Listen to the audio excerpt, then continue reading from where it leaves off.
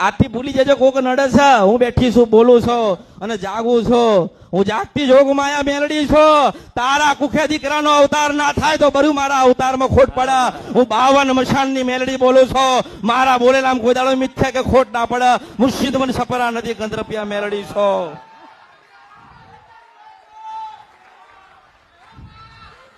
હું એ જોગ માયા છો મારા બોલેલામ કોઈ દાડો બે વાતો ના થાય અને આલવાઈ છો તમારામાં તેવડ હોય ને તો તું લઈ લેજે 3 વર્ષ પછી કદાચ તું એવો વિચાર કરીશ કે 3 વર્ષ જાય કે 4 વર્ષ જાય પછી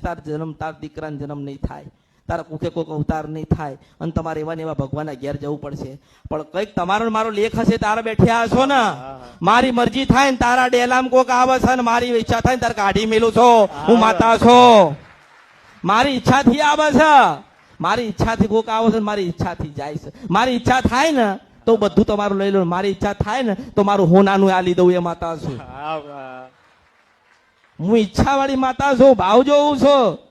તાર જરૂર છે ને તો મારું બધું તને આલી દઉં અને મારે કદાચ તારી પાસે કઈ નથી ને તો એક નાનું એક અમથું ફૂલ લઈ લઉં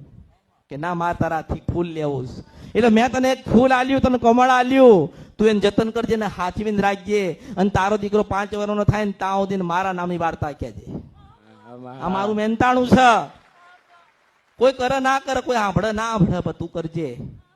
આજે દુઃખ છે એવું ભૂલી જા આજે તમને 9 સૂરજ ઊંઘ્યા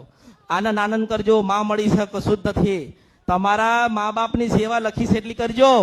એ એના માર્ગે જતો રહેશે તમે દુઃખી ના થશો કાલે એ જતો રહેશે એટલે તમે એમ કહેશો કે અરે દેવ દુઃખ નો મારા બાપા માં જતા રહ્યા મારા બાપા જતા રહ્યા ના હું છું ને મન જોજો એક માના રૂપમાં જોવો ને તો મન જોજે મને બેન ના રૂપમાં જોજે મને બાપના રૂપમાં જોજે જોવો ને તો મને નારાયણ ના રૂપમાં જોજે હું માતા છું એની એ કારણ કે હું તો કોઈ તમને હલવા આવી ને